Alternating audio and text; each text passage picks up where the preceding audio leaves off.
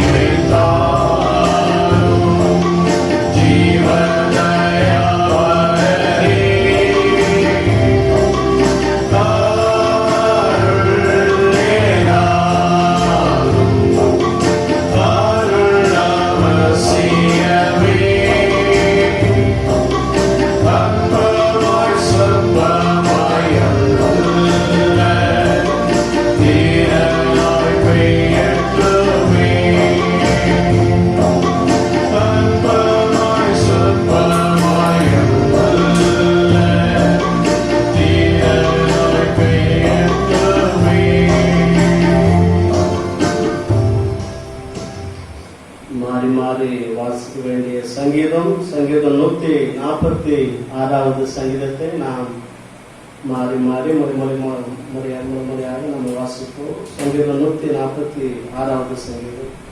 அல்லேலூயா, என் ஆத்துமாவே கர்த்தரை துதி. நான் உயிரோடு இருக்கும் மட்டும் கர்த்தரை துதிப்பேன். நான் உள்ளளவும் என் தேவனை கீர்த்தனம் பண்ணுவேன். பிரபுக்களையும் ரட்சிக்க திராணி இல்லாத மனுபுத்திரனையும் நம்பாதீங்கள். அவனுடைய ஆவி பிரியும், அவன் தன் மண்ணுக்கு திரும்புவான். அந்நாளிலே அவன் யோசனைகள் அழிந்து போம். யாக்கோபின் தேவனை தன் துணையாக கொண்டிருந்து தன் தேவனாகிய கர்த்தர் மேலே நம்பிக்கை வைக்கிறவன் பாக்கியவான். அவர் வானத்தையும் பூமியும் சமுத்திரத்தையும் அவைகளில் உள்ள யாவையும் உண்டாக்கினவர். அவர் என்றென்றைக்கும் உண்மையை காக்கும். அவர் ஒடுக்கப்பட்டவர்களுக்கு நியாயம் செய்கிறார். பசியா இருக்கிறவர்களுக்கு ஆகாரம் கொடுக்கிறார். கட்டுண்டவர்களை கர்த்தர் விடுதலையாக்குகிறார். குருடரின் கண்களை கர்த்தர் திறக்கிறார். மடங்கடிக்கப்பட்டவர்களை கர்த்தர் தூக்கி விடுகிறார். நீதிமான்களை கர்த்தர் சிநேகிக்கிறார். பரதேசிகளை கர்த்தர் காப்பாற்றுகிறார். அவர் திக்கற்ற பிள்ளையும் விதவையும் ஆதரிக்கிறார். துன்மார்க்கின் வழியோ கவித்து போடுகிறார். கர்த்தர் சதா காலங்களிலும் அரசாளுகிறார். சீயோனே, உன் தேவன் தலைமுறை தலைமுறையாகவும் ராஜரீகம் பண்ணுகிறார். அல்லேலூயா. ஆமென்.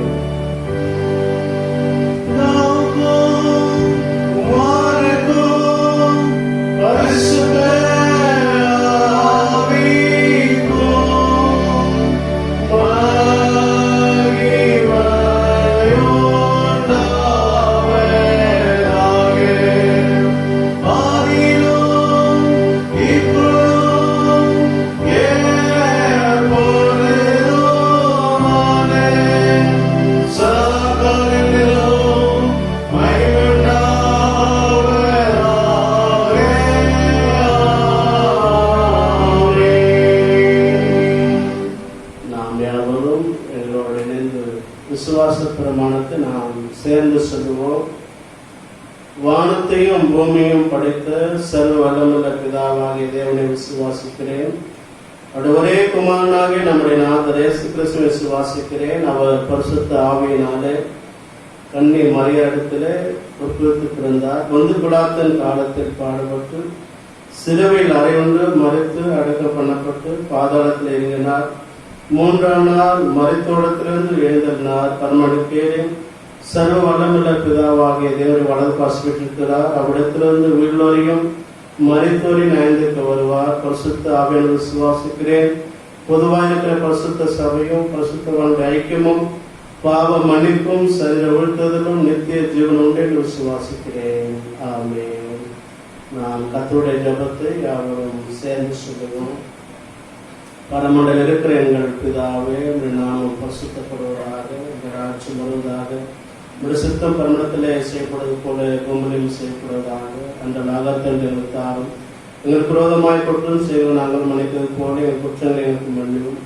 எங்களை சோதனைக்குள் பிரவேசிக்க பண்ணாமல் தீர்ந்து ரட்சித்துக் கொள்ளும். ராஜ்யமும் வல்லமையும் மகிமையும் என்றென்றைக்கும் உடையவர்களே. ஆமென். அல்லேலூயா, அல்லேலூயா. நாம் முதலாம் வேத பாடம் வாசிப்போம். ஏசாயா தீர்க்கதரிசன புத்தகம் 66ஆம் அதிகாரம் வசனங்கள் 1ஆம் வசனத்திலிருந்து 13ஆம் வசனம் வரைக்கும் நாம் வாசிக்க கேட்போம். ஏசாயா chapter 66 verse 1 to 13. ஏசாயா 66ஆம் அதிகாரம் 1லிருந்து 13 முடியும்.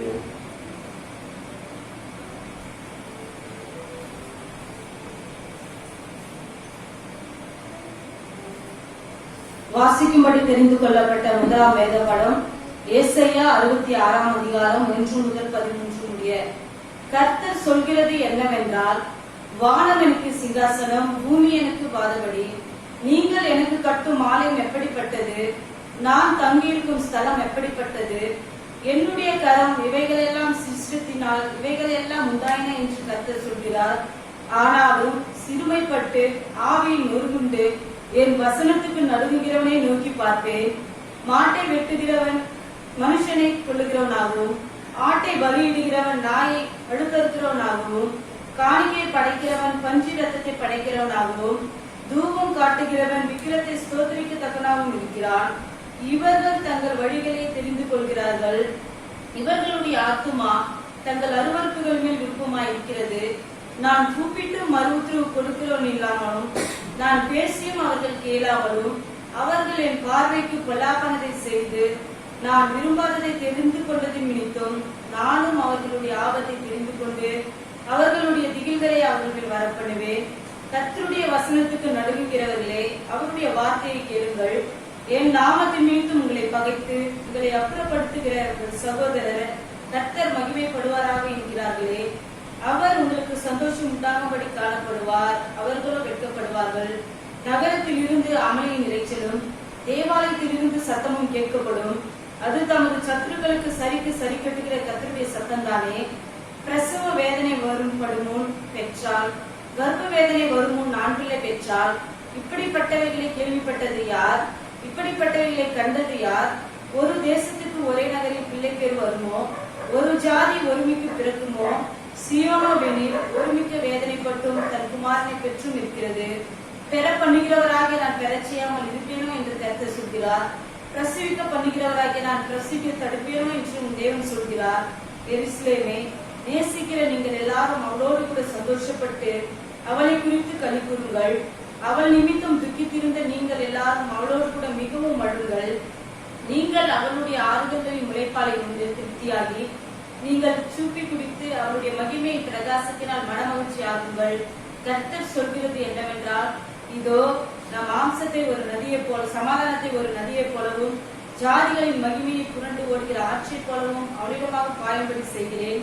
அப்பொழுது நீங்கள் முளைப்பால் குடிப்பீர்கள், இடுப்பில் வைத்து சுமக்கப்படுவீர்கள், முழங்காலில் வைத்து தாளாட்டப்படுவீர்கள். ஒருவனை அவன் தாய் தேற்றுவது போல் நான் உங்களை தேற்றுவேன். நீங்கள் எருசலேமிலே தேற்றப்படுவீர்கள். ஆமென்.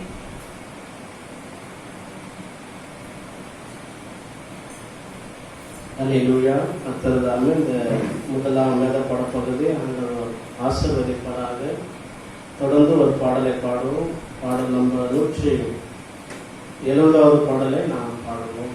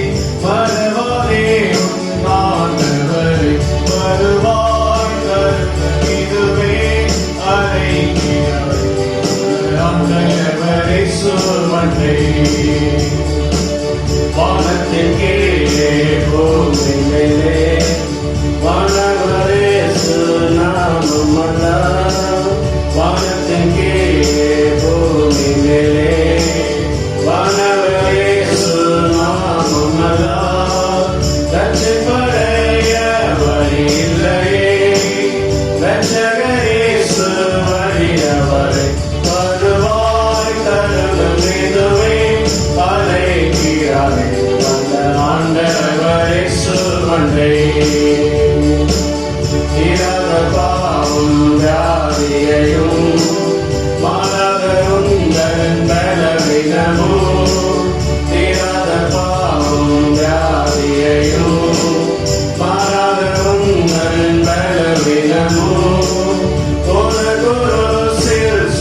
கொடுக்கிறார்.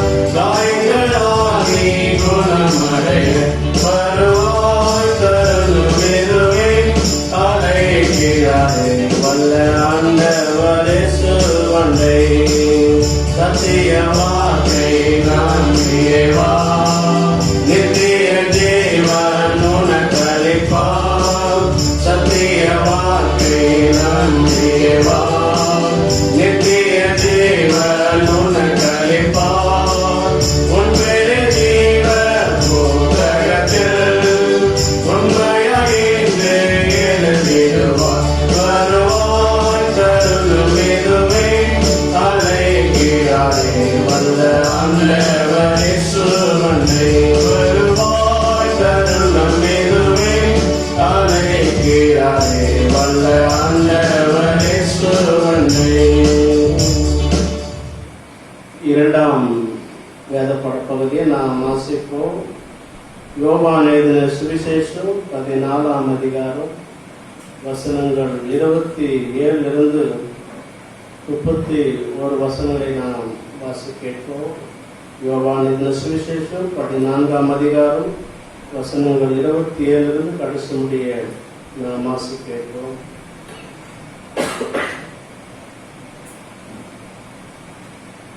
சமாதானத்தை உங்களுக்கு வைத்துப் போகிறேன், என்னுடைய சமாதானத்தை உங்களுக்கு கொடுக்கிறேன். உலகம் கொடுக்கிற பிரகாரமாய் நான் உங்களுக்கு கொடுக்கிறதில்லை. உங்கள் இருதயம் கலங்காமலும் பயப்படாமலும் இருப்பதாக. நான் போவேன் என்றும் திரும்பி உங்களிடத்தில் வருவேன் என்றும் நான் உங்களுடனே சொன்னதை கேட்டீர்களே. நீங்கள் என்னிலே அன்புள்ளவர்களாயிருந்தால் பிதாவிடத்திற்கு போகிறேன் என்று நான் சொன்னதை குறித்து சந்தோஷப்படுவீர்கள். ஏனெனில் என் பிதா என்னில பெரியவராயிருக்கிறார். இது நடக்கும்போது நீங்கள் விசுவாசிக்கும்படியாக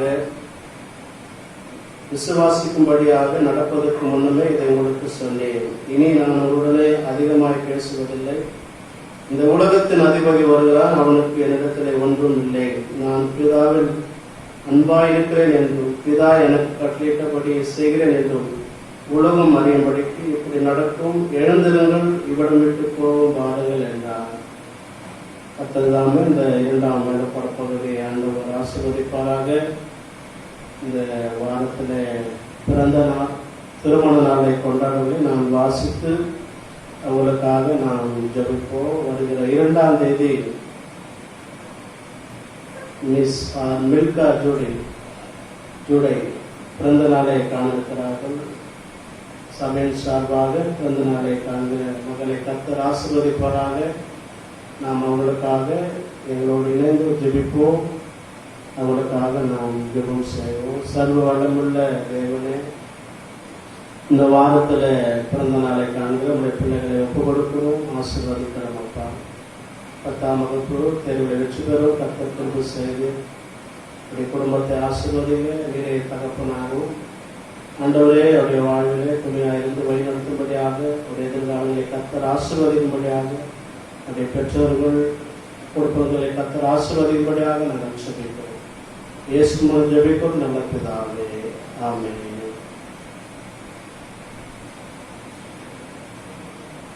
இப்பொழுது சிறு பிள்ளைகள் வசனம் சொல்லுகிற நேரம். சிறு பிள்ளைகள் வசனம் சொல்வார்களாக.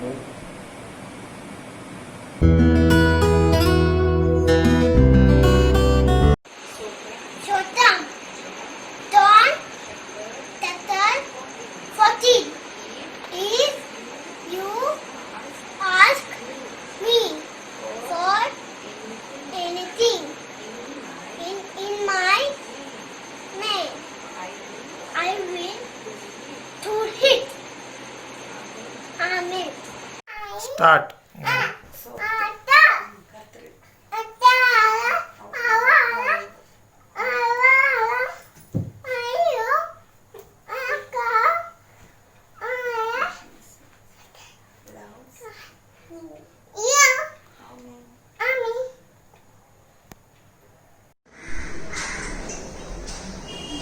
Praise the Lord, my soul, all my inmost being.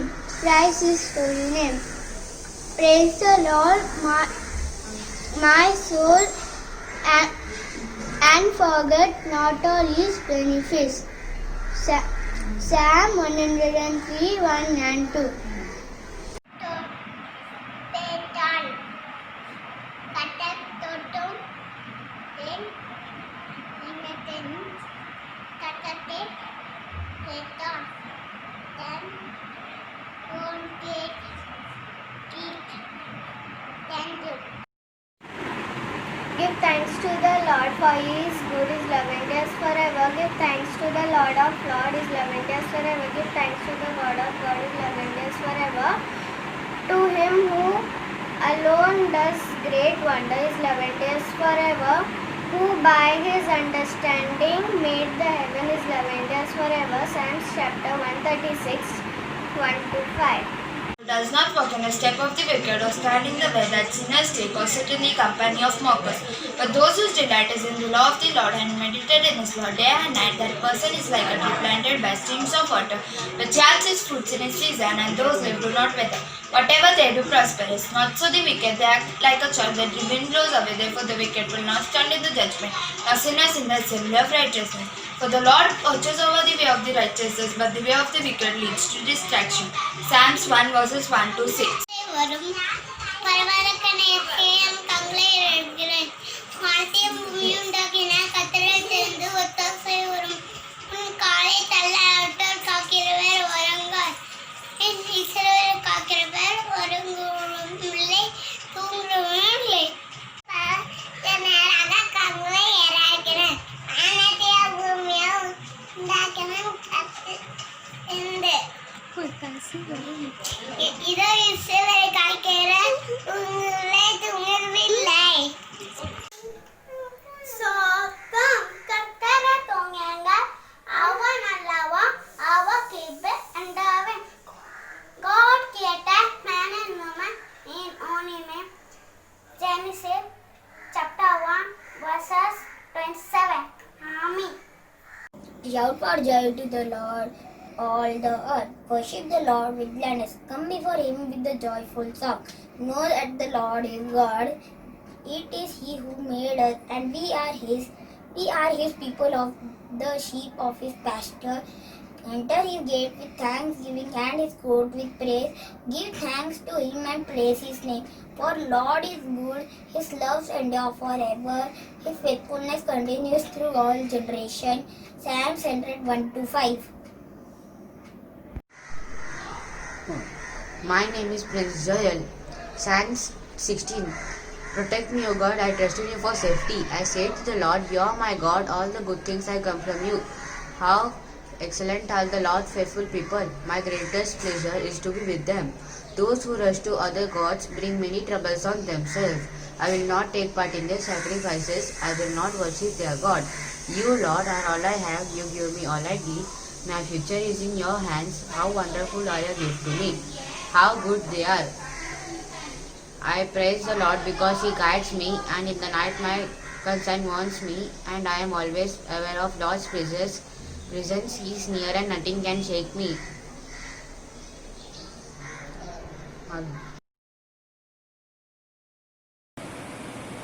கர்த்தர்தாமே வசனம் சொன்ன பிள்ளைகளை ஆசீர்வதிப்பாராக. எல்லா பெற்றோர்களும் உங்களுடைய பிள்ளைகளை உற்சாகப்படுத்தும்படியாக அன்போடு நான் கேட்டுக்கொள்கிறேன். வேலைக்கிழமைக்குள்ளே நீங்கள் உங்களுடைய பிள்ளைகள் வசனம் சொல்லுகிறத நீங்கள் ரெக்கார்ட் பண்ணி வீடியோ ரெக்கார்ட் பண்ணி அனுப்பினா ரொம்ப வசதியாக இருக்கும். பெற்றோர்கள் கவனம் செலுத்தும்படியாக அன்போடு நான் கேட்டுக்கொள்கிறேன். அல்லேலூயா. இப்போது துதி ஆராதனை பகுதி நாம் யாவரும் கண்களை மூடி நாம் ஆண்டவரை ஆராதிப்போம். எல்லாரும் எங்களோடு இணைந்து ஆராதிக்கிற எல்லா குடும்பமும் இணைந்து ஆராதிப்போம். ஒரு மன இதயத்தோடு ஆண்டவரை நோக்கி நாம் பார்ப்போம். கர்த்தருக்கு நாம் நன்றி செலுத்துவோம். நம் மாதத்தினுடைய 2வது ஓய்வு நாள் ஆராதனை கூட ஆண்டவர் ஆராதிக்கும்படியாகும். குடும்பத்தையும் குடும்பத்தின் பிள்ளைகளையும் ஒவ்வொருவரையும் ஆண்டவர் பாதுகாத்து நடத்துகிற அவருடைய கிருபைக்காக நாம் நன்றி செலுத்துவோம். எல்லாரும் உள்ளத்தின் ஆழத்திலிருந்து கர்த்தருக்கு நாம் நன்றி செலுத்துவோம். அவரை போல நம்மை நேசிக்கிற ஒருவரும் இந்த உலகத்தில் இல்லை. நமக்காகவே அவர் ஜீவனை கொடுத்திருக்கிறார். அவருக்காக வாழாமல் நமக்காக ஆண்டவர் உலகத்திலே மதித்து தன் ஜீவனையை கொடுத்த அந்த அன்புக்காக நாம் நன்றி செலுத்துவோம். கர்த்தரை துதியுங்கள், அவர் நல்லவர், அவர் கிருபை என்றும் உள்ளது என்று சொல்லி வாசிக்கிறோம். அவர் துதியுங்கள். நம்முடைய வாழ்விலே அவர் நல்லவராய் இருக்கிறார், அவர் போதுமானவராய் இருக்கிறார், அவர் நம்மை எப்போது உதவி செய்கிறவராக, அவர் நமக்கு சகாயராய் இருக்கிறார். உலகத்தின் ஆழத்திலிருந்து கர்த்தருக்கு நாம் நன்றி செலுத்துவோம். ஆண்டவரே, இந்த ஆகஸ்ட் மாதத்தினுடைய சண்டே 2வது ஆண்டவரே முதல் வாரத்துக்காக நாங்கள் நன்றி செலுத்துகிறோம். 2ஆம் தேதிக்காக நன்றி செலுத்துகிறோம். மாதத்தினுடைய முதல் ஓய்வு நாள் ஆராதனையிலே குடும்பமாக இணைந்து ஆராதிக்கும்படியாக கர்த்தர் கிருபை செய்து அதற்காக நன்றி அப்பா. எவ்வளவுதான் ப்ராப்ளம் வந்தாலும், எவ்வளவுதான் கஷ்டங்கள் வந்தாலும், உபத்திரங்கள் வந்தாலும், ஆண்டவரே சூழ்நிலைகள் எங்களுக்கு எதிர்மறையாக இருந்தாலும் எல்லாவற்றிலும் எங்களுக்கு துணையாக இருக்கிறேன், எங்களை பாதுகாக்கிறேன், எங்களை நடத்துகிறேன், எங்களுக்கு எல்லா சமயத்திலும் எங்களுக்கு உதவியாக இருக்கிறேன். அதற்காக உமக்கு நன்றி அப்பா. நன்றி ராஜா, நன்றி. கர்த்தரை நான் எக்காலத்திலும் ஸ்தோத்திரிப்பேன், அவர் துதி எப்போதும் என் வாயில் இருக்கும் என்று சொல்லி சங்கீதக்காரன் தாவீது சொல்வது போல அப்படிப்பட்ட அனுபவங்களை எனக்கு தாங்க சுவாமி. ஆண்டவரே, கர்த்தர் எனக்கு நன்மை செய்தபடியால் அவரை நான் பாடுவேன். ஆண்டவரே, ஒவ்வொரு நாளும் ஏராளமான நன்மைகள், ஏராளமான அற்புதங்கள், அதிசயங்களை செய்து வருகிறேன். ஆண்டவரே, ஒரு குறைவில்லாமல் நடத்துகிறேன், போதுமானவராக இருக்கிறேன், குறைவுகளை நிறைவாக்குகிறேன். அதற்காக உமக்கு நன்றி ராஜா, நன்றி. சோத்திர பலி இடுகிறவன் என்னை மகிமைப்படுத்துகிறான் என்று சொல்லி ஆண்டவரே, நாங்கள் உங்களை மகிமைப்படுத்த கிருபை தாங்க அப்பா. ஆண்டவரே, எங்களை உண்டாக்கினவரே, எங்களை சிருஷ்டித்தவரே, நாங்கள் எப்போதும் துதிக்க வேண்டும், ஆராதிக்க வேண்டும் என்று விரும்புகிறவரே, துதிகளின் மத்தியில வாசமாயிருக்கிறவரே, உமக்கு நன்றி அப்பா. நன்றி ராஜா.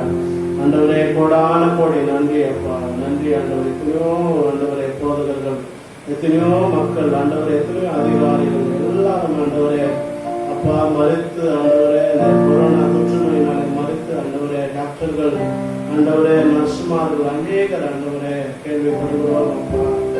ஆனாலும் ஒரு பிள்ளைகளாக எங்களை ஆண்டவரே கண்மணி போல ஆண்டவரே பாதுகாக்கிறவரை, ஒருவன் தாய் தேற்றுவது போல நான் உங்களை தேற்றுவேன் என்று சொல்லி ஒவ்வொரு நாளும் எங்களை ஆற்றி தேற்றுகிறவரே, எங்களை தைரியப்படுத்துகிறவரே, பலப்படுத்துகிறவரே, உமக்கு நன்றி அப்பா. நன்றி, நன்றி. உடைய வல்லமைகள் எங்களுக்கு வேண்டும் அப்பா.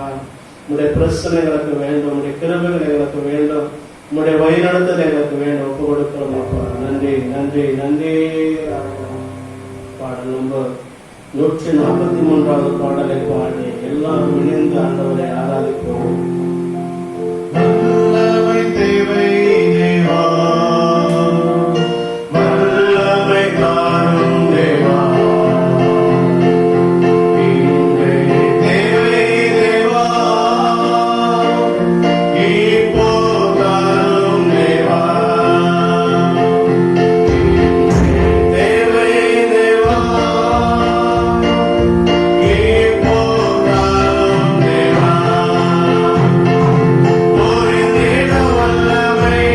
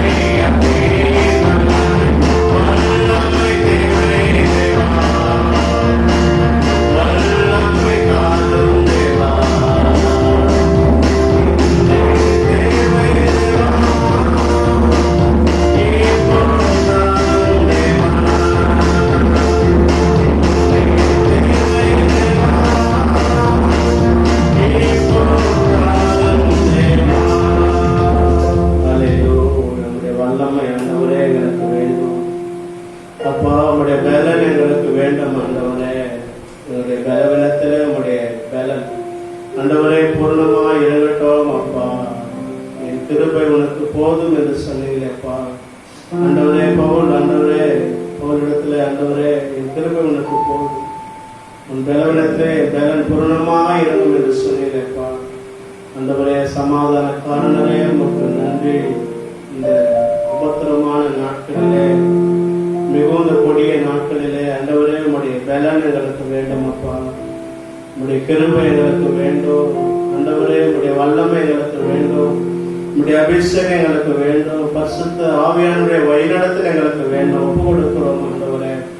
பாவங்களிலே ஆண்டவரே உலகப்புறமான காரியங்களை விழுந்து விடாதபடி எங்களை பலப்படுத்துங்க சுவாமி, வழிநடத்துங்க சுவாமி, ஆலோசனைகளை தாங்க ஆண்டவரே. ஒப்பு கொடுக்கிறோம் அப்பா. நன்றி ஆண்டவரே. எங்களோடு இணைந்து ஆராதிக்கிற ஆண்டவரே ஒவ்வொரு குடும்பங்களையும், இந்த நிகழ்ச்சியை காண்கிற ஒவ்வொரு மேலும் அபிஷேகம் இறங்கட்டும். கவலைகள் மாறட்டும், துக்கங்கள் மாறட்டும், பிரச்சனைகள் மாறட்டும், சமாதானம் உண்டாகட்டும் அப்பா. ஆசீர்வாதங்கள் ஆண்டவரே பெருகட்டும், நன்மைகள் பெருகட்டும். அவர் கையிட்டு செய்கிற எல்லா காரியங்களையும் கர்த்தர் ஆசீர்வதிக்கும்படியாக ஒப்பு கொடுக்கிறோம் ஆண்டவரே. ஆண்டவரே முழுமையாக இதை தாழ்த்துகிறோம். ஆராதிக்கிற ஒவ்வொருவரையும் ஆசீர்வதிங்க. அவருடைய குடும்பங்களை ஆசீர்வதிங்க, பிள்ளைகளை ஆசீர்வதிங்க, அவருடைய சந்ததிகளை ஆசீர்வதிங்க ஆண்டவரே. அப்பா என்னுடைய இந்திய தேசத்திற்காக நாங்கள் செபிக்கிறோம் ஆண்டவரே. எல்லாம் ஆண்டவரே பேராயர்களுக்காக, இணை பேராயர்களுக்காக, டிஸ்ட்ரிக்ட் கமிஷனர்களுக்காக, ஏரியா இயக்குநர்களுக்காக, எல்லா போதர்களுக்காக, மிஷனரிகளுக்காக, சுவிசேஷர்களுக்காக, எல்லாருக்காக நாங்கள் செபிக்கிறோம். அரசியல் தலைவர்களை ஆசீர்வதிப்பீராக, காவல்துறை ஆசீர்வதிங்க அப்பா. ஆண்டவரே மருத்துவத்துறையில் இருக்கிற ஊழியர்களை ஆசீர்வதிங்க, எல்லா விதமான நர்சுமார்களை ஆசீர்வதிங்க அப்பா. ஆண்டவரே ஆண்டவரே சுகாதார துறையில் இருக்கிற ஒவ்வொருவரையும் கர்த்தர் ஆசீர்வதிங்க ஆண்டவரே. தேசத்துல எல்லா மக்களையும் பாதுகாத்து கொள்ளுங்க ஆண்டவரே. அப்பா அந்த கொரோனா தொற்று நோயினாலே பாதிக்கப்பட்டு வேதனையோடு கண்ணீரோடு இருக்கிற பிள்ளைகளுக்காக, மற்ற பலவீனத்தோடு இருக்கிற பிள்ளைகளுக்காக எல்லாருமே நம்முடைய கிருபை இறங்கட்டும். சுகமாக்குற வல்லமை இறங்கட்டும், அற்புத வல்லமை இறங்கட்டும், உயிர்ப்பிக்கிற வல்லமை இறங்கட்டும். எல்லாரையும் சுகப்படுத்துங்க, பலப்படுத்துங்க. எல்லாரும் நீங்க ஆசீர்வதிக்கும்படி அங்கே சொல்லிக்கிறோம். தொடர்ந்து உங்களுடைய வார்த்தை ஆசீர்வதிங்க. இயேசுவோட வேண்டுகிறோம் நல்ல பிதாவே, ஆமென். அல்லேலூயா. கர்த்தருடைய பரிசுத்த நாமம் மகிமைப்படுவதாக. இந்த ஓய்வு நாள் ஆராதனையில இந்த நிகழ்ச்சியின் வழியாக இசிஐ பவாய் திருசபையாருக்கும், இசிஐ பாண்டூர் திருசபையாருக்கும் இந்த நிகழ்ச்சியை பார்க்கிற ஒவ்வொருவரையும் இயேசு கிறிஸ்துவின் நாமத்தினாலே வாழ்த்துகிறேன். கர்த்தர் ஒவ்வொருவரையும் ஆசீர்வதிப்பாராக. அவுரங்காபாத்தில் ஊழியர் செய்யும்போது நல்ல ஒரு பெரிய ஊழியர் காலை வேளையில இந்த COVID-19 மூலம் மறுத்திருக்கிறார்கள். அவர்களுக்காக செபித்துக் கொள்ளுங்கள். பால் வர்கீஸ் நல்ல ஒரு நண்பர், நல்ல ஊழியர் செய்யக்கூடியவர்கள். அவர்களுக்காக அவருடைய குடும்பத்துக்காக ஊழியர் தொடர்ந்து அந்த ஊழியர்கள் ஆசீர்வதிக்கப்படும்படியாக செபித்துக் கொள்ளும்படியாக அன்போடு கேட்டுக்கொள்கிறேன். நாம் இந்த நாளில் கூட கர்த்தருடைய வார்த்தையை நாம் கேட்போம். நமக்கு இருக்கிற போதெல்லாம் அவர் கர்த்தருடைய வார்த்தைகளை பகிர்ந்து கொள்வார்கள்.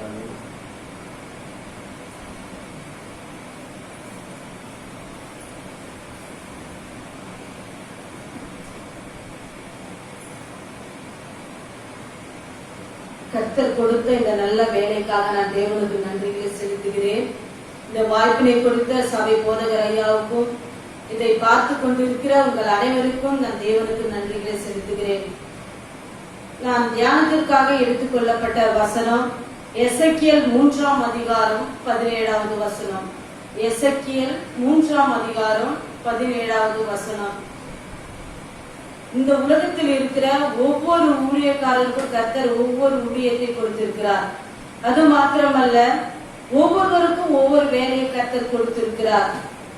அதே போலதான் வேதத்துல நாம் வாசிக்கும் போது வேதத்தில் இருக்கிற ஒவ்வொரு மனிதருக்கும் ஒவ்வொரு ஊழியத்தை, ஒவ்வொரு வேலையை கர்த்தர் கொடுத்திருந்தார். அதுல நாம் வாசிக்கும் போது நெகேமியாவை பற்றி நாம் பார்க்கும் போது எருசலேம் மதில்களை கட்டும், சுவர்களை கட்டும் அந்த ஊழியத்தை கர்த்தர் கொடுத்தார். செருபாபேலை நாம் பார்க்கும் போது தேவனுடைய ஆலயத்தை கட்டும் ஊழியத்தை கொடுத்தார். அதே போல ஏசாயா, எரேமியா, எசேக்கியா இவங்கெல்லாம் ஒரு ராஜாக்கள். அந்த ராஜாக்களுக்கு கர்த்தர் தீர்க்க தரிசன ஊழியத்தை கர்த்தருடைய வார்த்தையை பேசும் அந்த ஊழியத்தை கொடுத்திருந்தார். சவுல், தாவீது ராஜா, சாலமோன் ராஜா இவர்களை பற்றி நாம் பார்க்கும்போது அரசாளும் ராஜரிக ஊழியத்தை கர்த்தர் கொடுத்திருந்தார். இதே போல வேதத்தில் உள்ள அநேக மக்களை பற்றி நாம் வாசிக்கலாம். ஒவ்வொருவருக்கும் ஒவ்வொரு வித்தியாசமான ஊழியத்தை கர்த்தர் கொடுத்திருந்தார். ஆனால் எசேக்கியேல் ராஜாவை பற்றி நாம் வாசிக்கும் போது எசேக்கியேல் 3ஆம் அதிகாரம் 17ஆம் வசனத்தில் நாம் வாசிக்கும் போது இஸ்ரவேல் வம்சத்தாருக்கு ஒரு காவலாளியாக வைத்தேன் என்றார். மனுபுத்திரனே, உன்னை இஸ்ரவேல் வம்சத்தாருக்கு காவலனாக வைத்தேன். எசேக்கியேல் ராஜாவை கர்த்தர் ஒரு இஸ்ரவேல் குடும்பத்தாருக்கு வம்சத்தாருக்கு ஒரு காவலாளியாக கர்த்தர் வைத்திருந்தார். இன்றைக்கு நாம் பார்க்கும்போது நம்முடைய குடும்பத்தில் நம்மளை ஒரு காவலாளியாக கர்த்தர் வைத்திருக்கிறார். நம்முடைய பிள்ளைகளுக்கு ஒரு காவலாளியாக, நம்மளுடைய பெற்றோருக்கு ஒரு காவலாளியாக, நம் வேலை செய்யும் இடத்தில் ஒரு காவலாளியாக, நம் வேலை செய்யும் இடங்களில் நமக்கு ஒரு மேனேஜர் என்ற ஒரு பொறுப்பை கொடுக்கத்தக்கதான ஒரு காவலாளியாக கர்த்தர் நம்மை இன்றைக்கு வைத்திருக்கிறார். வேதத்தின் அடிப்படையில் நாம் தியானிக்கும் போது ஆதியாகமம் 2ஆம் அதிகாரம் 15ஆம் வசனத்தை நாம் வாசிக்கும் போது அந்த ஆதாம் யோவாலை கர்த்தர் அந்த தோட்டத்தை பயன்படுத்த ஒரு காவலாளியாக முதலாக வைத்தார் வாசிக்கிறோம். கர்த்தர் மனுஷனை ஏதேன் தோட்டத்தில் அழைத்து கொண்டு வந்து அதை பண்படுத்தவும் காக்கவும் வைத்தார். முதலில் ஆதாமுக்கு கொடுத்த வேலை என்னவென்றால் காவல் காக்கிற வேலைதான். ஒரு சிலர் சொல்வதை நான் கேட்டிருக்கிறேன். என்ன வேலை செய்கிறார்கள் என்று கேட்டால் அவர்கள் சொல்வார்கள், அப்பா வாட்ச்மேன் வேலை செய்யறாங்க. ஆனா அது சொல்வதற்கே வெக்கப்படுவாங்க. ஆனா கர்த்தர் முதல் ஆதாமுக்கு கொடுத்த வேலை எது என்று சொல்லி பார்த்தால் காவல் காக்கிற வேலைதான். இன்றைக்கும் நமக்காக கர்த்தர் நம்முடைய குடும்பத்தில் நம்மை ஒரு காவலாளியாக வைத்திருக்கிறார். அதற்கு நாம் பாத்திரவானாக நடக்க வேண்டும். காவல் அன்றைக்கு அந்த ஆதாம் யோவாலும் அந்த ஏதேன் தோட்டத்தில் அந்த காவல் காக்கிற அந்த ஊழியத்தை அவர்கள் சரியாக செய்யாததினால அந்த தோட்டத்தையே விட்டு துரத்தப்பட்டார்கள். இதனால் சாபம் வந்தது. இன்றைய உலகத்தில் சாபமாவே காணப்படுகிறது. ஏன்னா அவர்கள் கர்த்தருடைய வார்த்தைக்கு கீழ்ப்படியவில்லை. அதே போல காயின் ஆபேலை பற்றி நாம் வாசிக்கும் போது காயின் வீட்டில் முதல் பிள்ளை, ஆபேல் சகோதரன். ஆனா பெற்றவர்கள் எல்லாரும் நம்ம எல்லாரும் நினைக்கிற ஒரு காரியம் என்னவென்றால் மூத்த பிள்ளைகள் வீட்டின் பொறுப்பை கவனிப்பார்கள் என்று நாம் நினைக்கிறோம். ஆனால் அதே மாதிரி தான் ஆண்டவராகிய கர்த்தரும் காயினை எண்ணிருப்பாரு. ஏன்னா பொறுப்பை கொடுத்துமானா தன் சகோதரனை நன்றாக கவனிப்பார் என்ற பொறுப்பை கர்த்தர் காயின் கிட்ட கொடுத்தார். ஆனால் காயின் அதை சரியாக பயன்படுத்தவில்லை, காவலாளியாக இருக்கவில்லை. வேதத்தில் நாம் வாசிக்கலாம். ஆதியாகமம் 4ஆம் அதிகாரம் 9ஆம் வசனத்தை நாம் வாசிக்கும் போது கர்த்தர் காயினை நோக்கி, உன் சகோதரனாகிய ஆபேல் எங்கே என்றார். அதற்கு அவன், நான் அறிவேன், என் சகோதரனுக்கு நான் காவலாளியோ என்றான். கர்த்தர் காயினை பார்த்து கேட்கிறாரு, உன் சகோதரன் எங்கப்பான்றார் ஆபேல். அதுக்கு காயின் சொல்றா, நான் அறியேன், என் சகோதரனுக்கு நான் காவலாளியோ. இன்றைக்கு நம்மளுடைய குடும்பத்தில் கூட கர்த்தர் சகோதரனை கொடுத்திருக்கிறார், சகோதரிமார்களை கொடுத்திருக்கிறார். ஆனா குடும்ப சூழ்நிலைகள் வரும்போது பிரிவினை காணப்படுகின்றது. இன்றைக்கும் உலகமானது காயினை போல சில சகோதரர்கள் காணப்படுகிறார்கள். கர்த்தரை பார்த்து முதல் கேள்வி கேட்ட மனுஷன் யாருன்னு பார்த்தா இந்த காயினாதான் இருப்பான். ஏன்னா என் சகோதரனுக்கு நான் காவலாளியோ. இன்றைக்கு இக்கட்டான நேரங்களில கூட, இந்த லாக்டவுன் நேரங்களில கூட நாம் சகோதரர்களுக்கு உதவிகரமாக இருக்க வேண்டும். அப்படி இல்லை என்றால் சாபத்தை நாம் வருவித்துக் கொள்கிறவர்களாய் காணப்படுவோம். என வேதத்துல நான் வாசிக்கும் போது ஆதியாகமம் 4ஆம் அதிகாரம் 11ஆம் வசனம் 12 வாசிக்கும் போது இதனால் அவர்கள் சபிக்கப்பட்டிருப்பார்கள் என்று வேதத்தில் வாசிக்கிறோம். காயின் செய்ய வேண்டியதை கர்த்தர் கொடுத்த அந்த பாக்கியத்தை காயின் இழந்ததுனால, தன் சொந்த சகோதரனை கொலை செய்ததுனால சபிக்கப்பட்டவனாய் இருந்தான். இன்றைக்கும் இந்த உலகமானது சபிக்கப்பட்ட உலகமாய் காணப்படுகின்றது. என சொந்த சகோதரனிடத்தில் அன்பு கூறாமல், தன் சொந்த சகோதரருக்கு உதவி செய்யாமல், தன் சொந்த சகோதரனை அன்பாக நேசிக்காமல் இருக்கிறதுனால் இன்றைக்கும் நம் உலகமானது சபிக்கப்பட்டதாய் காணப்படுகின்றது. எனக்கு பிரியமானவர்களே, இந்த லாக்டவுன் நேரத்துல கூட நமக்கு தெரிந்தவர்கள் சகோதரமார்களை நாம் நன்றாக கவனிக்கிறவர்களாய் காணப்பட வேண்டும். அதே போல வேதத்தில் இன்னும் பார்த்தா ஒவ்வொரு மனிதர்களை பற்றி நாம் பேசிக்கொண்டே போகலாம். ஆனால் வேத வசனத்தின் அடிப்படையில் நாம் பார்க்கும்போது இன்றைக்கு நாம் எதற்கு காவலாளியாக இருக்க வேண்டும், எதை நாம் காத்து கொள்கிறவர்களாக இருக்க வேண்டும் என்பதை பற்றி சில காரியங்களை குறித்து நான் பேச விரும்புகிறேன். முதலாவது காரியம் நீதிமொழிகள் 4ஆம் அதிகாரம் 23ஆம் வசனம். நீதிமொழிகள் 4ஆம் அதிகாரம் 23ஆம் வசனம். எல்லா காவலோடும் இருதயத்தை காத்துக்கொள், அதனிடத்திலிருந்து ஜீவ ஊற்று புறப்படும். எல்லா காவலோடும் நம்முடைய இருதயத்தை நாம் காத்துக்கொள்ள வேண்டும். இருதயம் என்பது மிகவும் முக்கியமானது. ஒரு மனுஷன் உயிர் வாழ்வதற்கு மிகவும் முக்கியமானது எது என்று சொன்னால் இந்த இருதயம்தான். இந்த இருதயமானது, இந்த ஆத்துமாவானது விலையேற பெற்றது, அது அழியாதது என்று வேதத்தில் வாசிக்கிறோம். ஒரு காலத்தில் இந்த உலகத்தில் இருக்கிற பொன், வெள்ளி, பணம் எல்லாமே அழிந்து போகும்.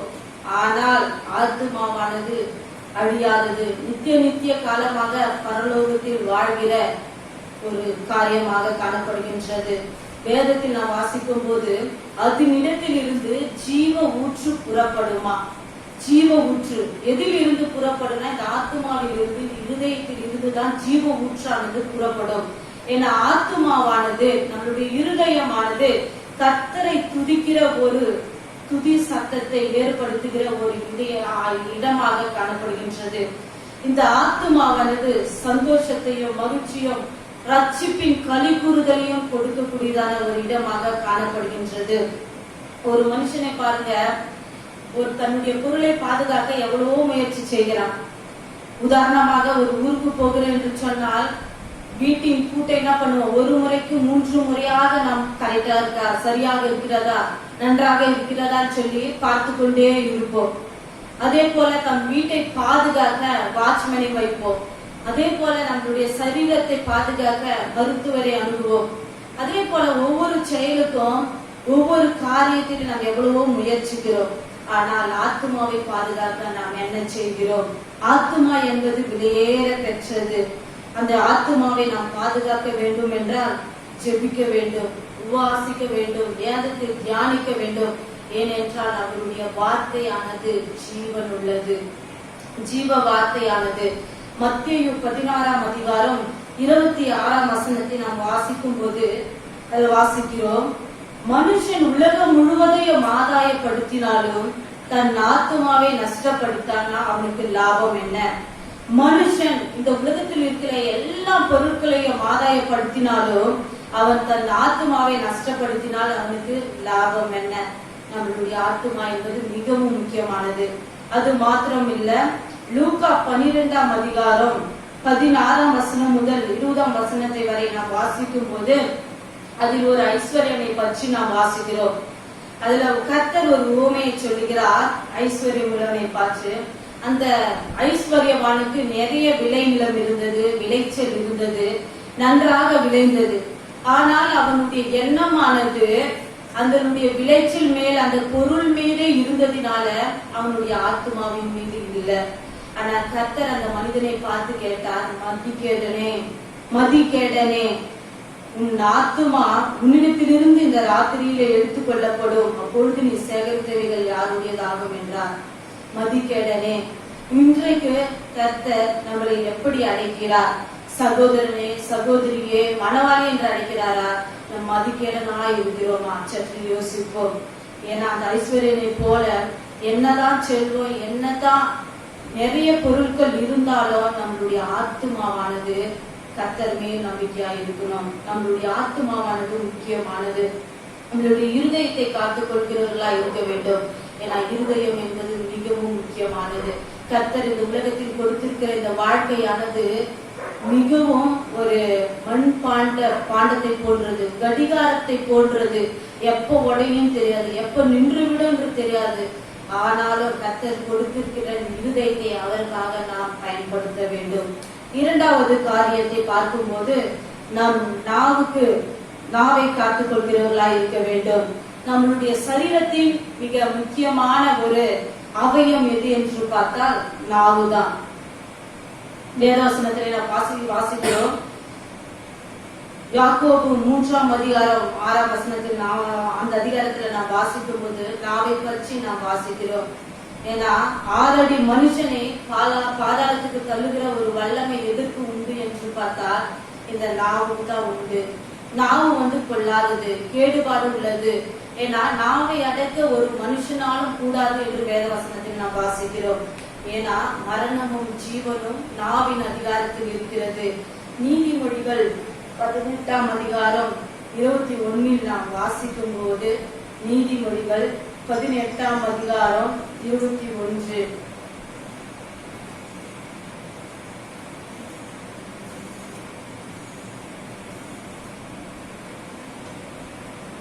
மரணமும் ஜீவனும் நாவின் அதிகாரத்தில் இருக்கும்.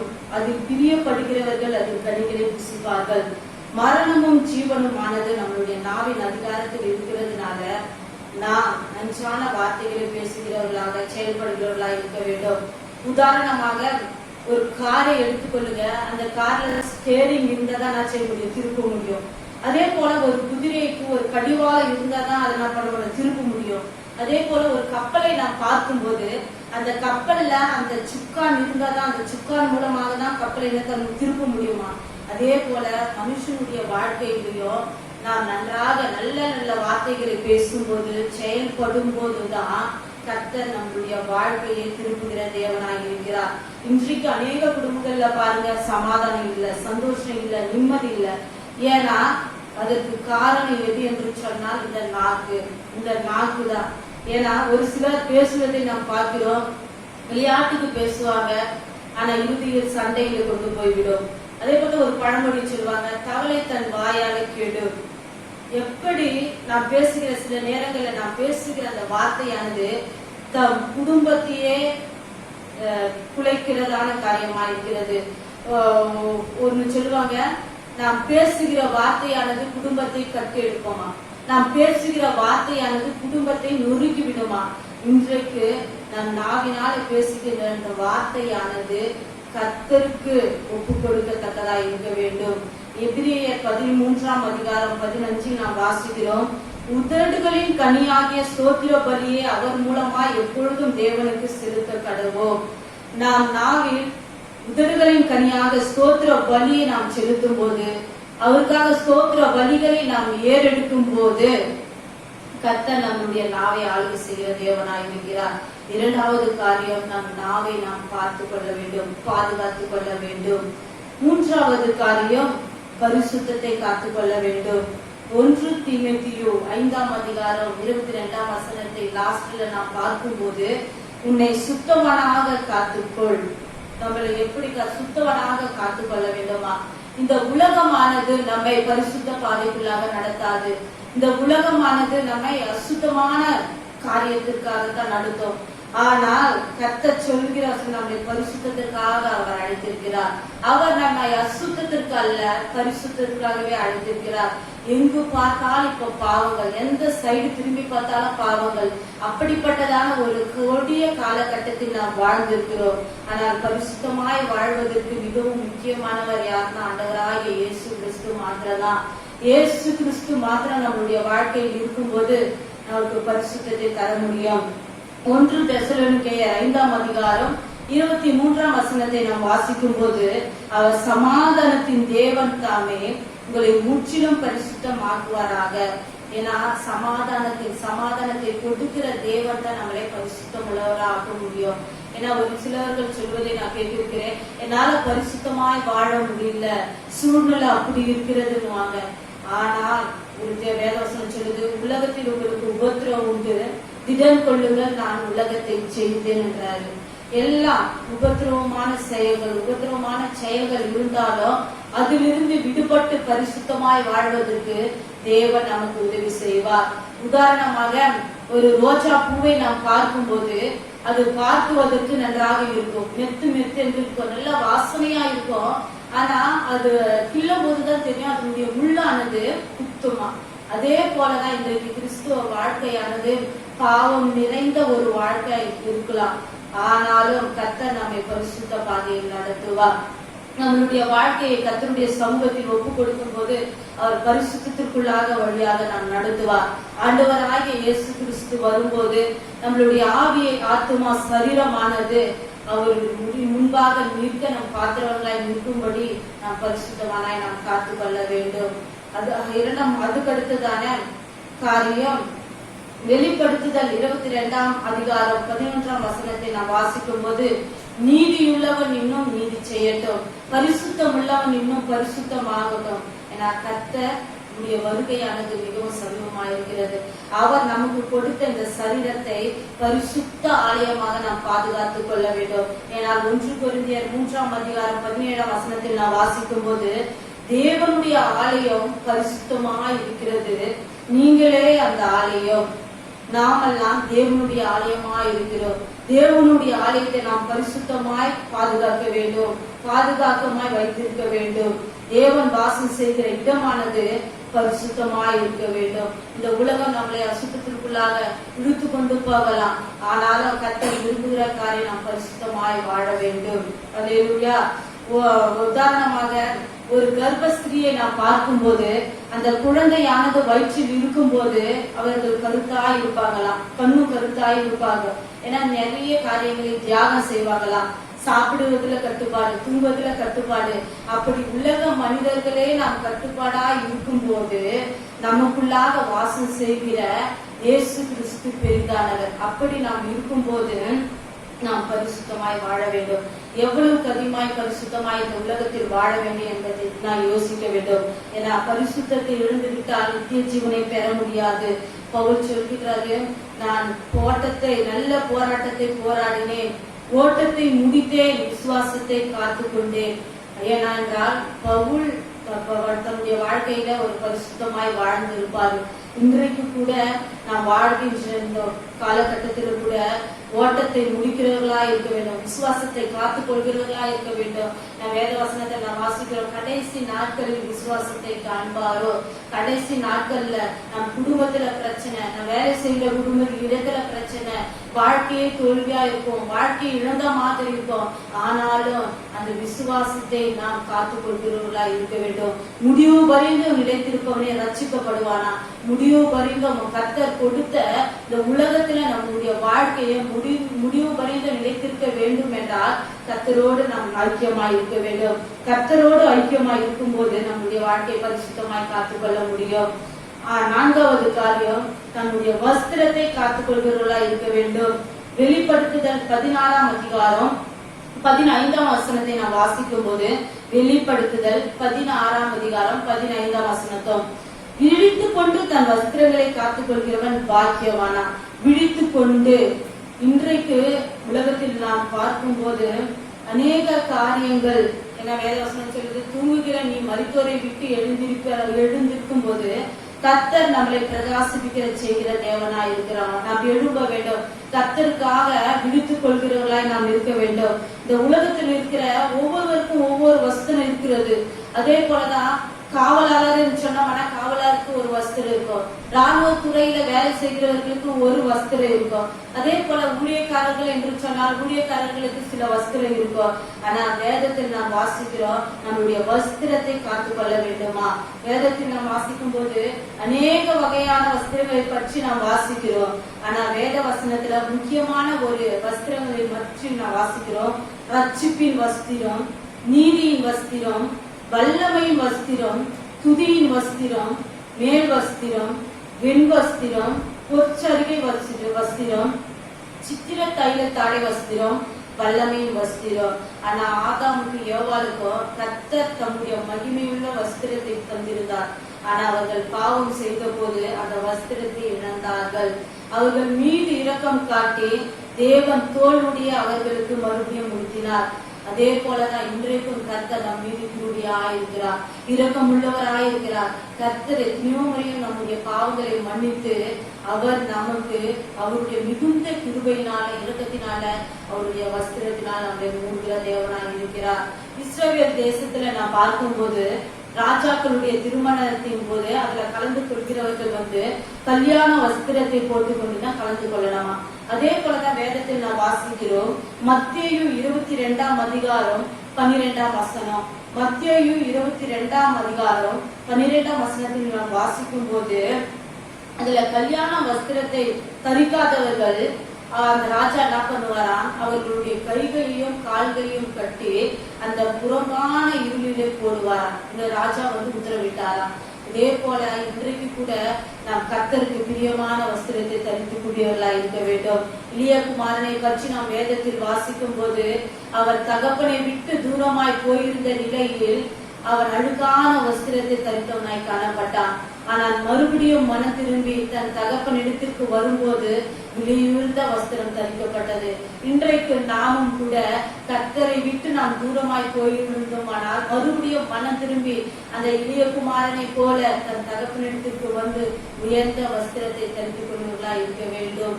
அன்பான அன்பு பிரியமானவர்களே, நாம் வாழ்கின்ற இந்த கடைசி நாட்களில கூட நாம் சில காரியங்களை காத்துக் கொள்கிறவர்களா இருக்க வேண்டும். நம்முடைய இருதயத்தை காத்துக்கொள்ள வேண்டும், நம்முடைய எண்ணங்களை காத்துக்கொள்ள வேண்டும், நம்முடைய நாவை காத்துக்கொள்ள வேண்டும், நம்முடைய சிந்தனைகளை காத்துக்கொள்ள வேண்டும், நம்முடைய வஸ்திரத்தை காத்துக் கொள்கிறவர்களாக நம்முடைய பரிசுத்தத்தை காத்துக்கொள்வர்களாக இருக்க வேண்டும்.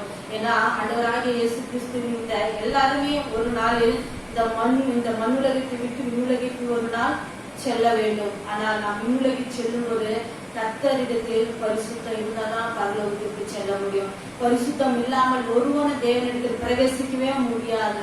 பரிசுத்தம் என்பது மிகவும் அவசியமா இருக்கிறது. நாம் தியானித்த இந்த ஒவ்வொரு வார்த்தையின் மூலமாய் கர்த்தர் தாமே நம்மை ஆசீர்வதிப்பாராக. ஆமென்.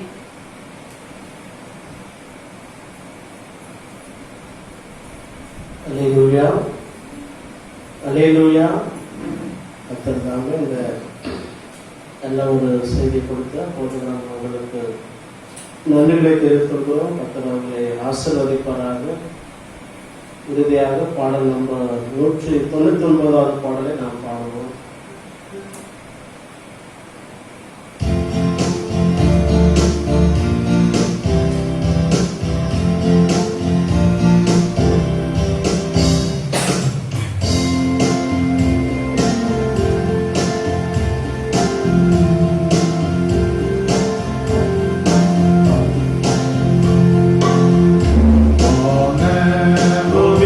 யாவற்றிலும் பேசு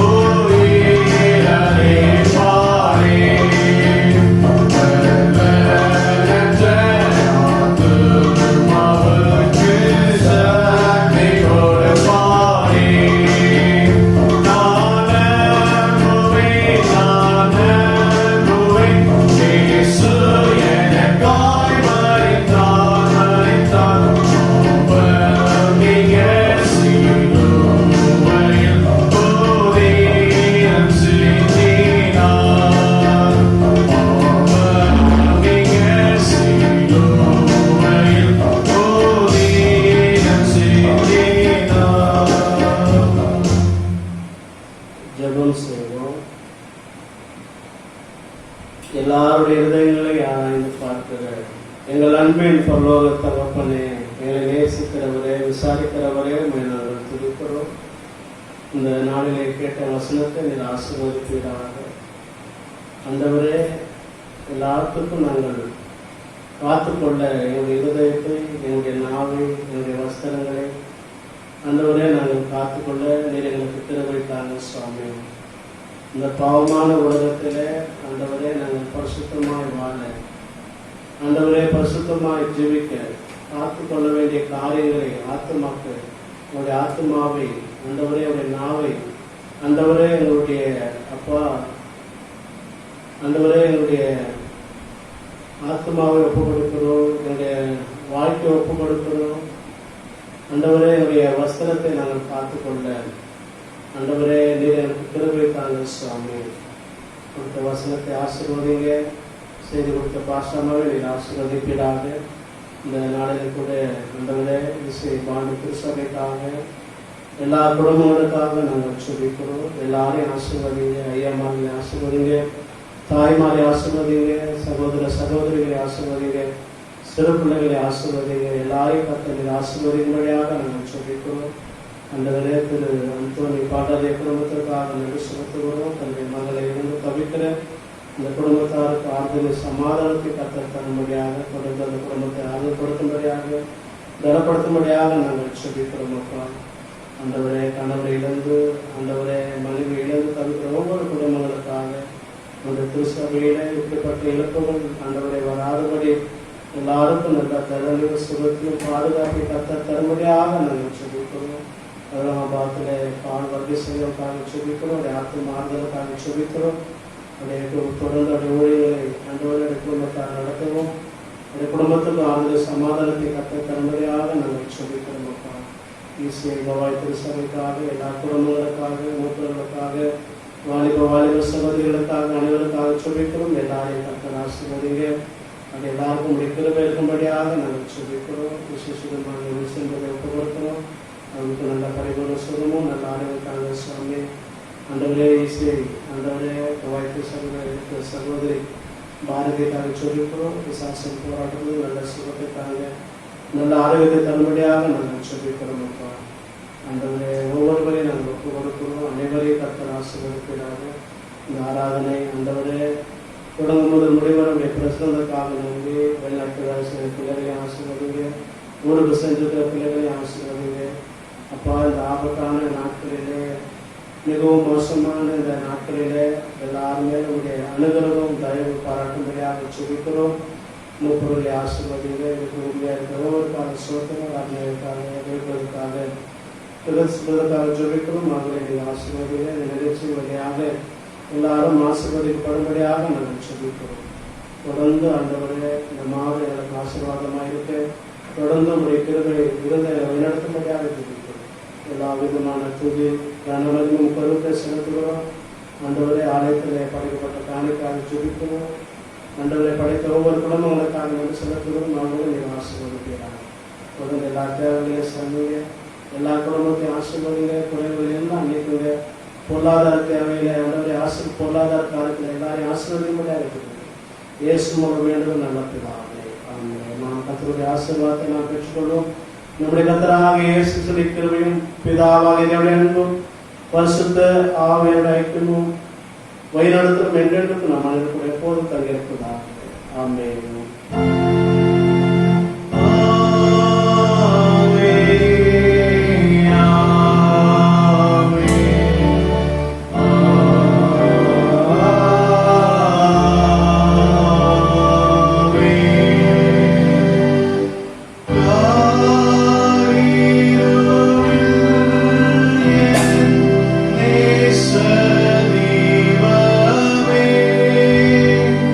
Nada